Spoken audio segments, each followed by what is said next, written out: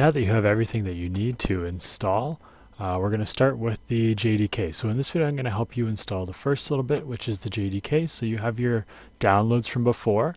We need to unzip the JDK. So in Windows you can do this by just selecting extract all, and it'll pull up a window that will ask you where you want to save it.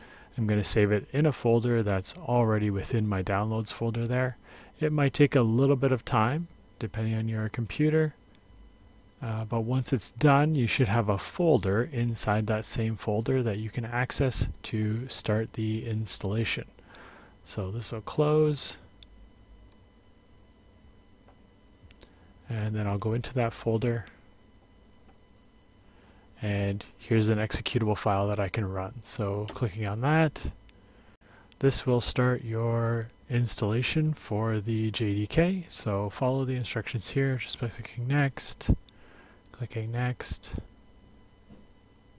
Once you know it's been successfully installed, you can click close and you can start the next step, which is the information found on this link. This needs to be followed very, very closely to make sure that you're installing it properly. So when you click on this, click on that link, it'll take you to this website. Just going to zoom in a little bit so we can see it better. So we've installed the latest JDK. That's what this part is for. Now we've installed 11.0.2. Okay, we've done this part. We are now going to move on to step 3. First, we want to find out where did it actually install. So it should be in your program files and your Java. So if you open your Windows Explorer, you can go to your program files on your C drive, and you should see Java. I have some different JDKs on here, but you should have JDK 11.02, and this is the location that it was installed. We are going to need to keep track of that for the next little bit.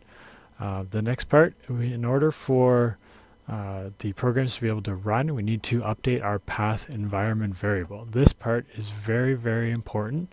I would suggest read through the instructions first to make sure that you understand it, and then you can get started on it. I'll also show you how to do it. Okay, so to get started with this part where we need to change the environmental variables, go to your desktop,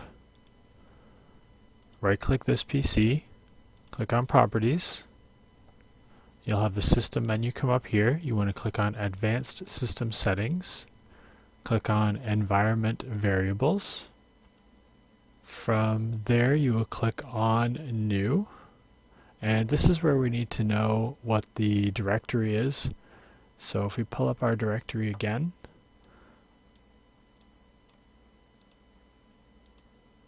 I can type in that directory. I'm just going to pull it up so that it's on my screen here. So we want to do C:/program files, and then it's in a Java folder, and then JDK, and then we put 11.0.2, and then another slash, and make sure you put bin at the end. Okay, this is the part that is extremely important, so make sure that you are doing this correctly. Okay, click enter, and then move it up all the way to the top so that it will search for it as you're trying to run your programs. Once that's done, you can click OK, click OK, click OK. You can exit these.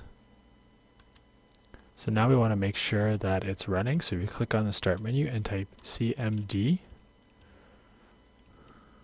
it'll pull up the command prompt. Typing path will show you what's in the path, and you can see there that the first one is my JDK with 11.0.2 and bin at the end.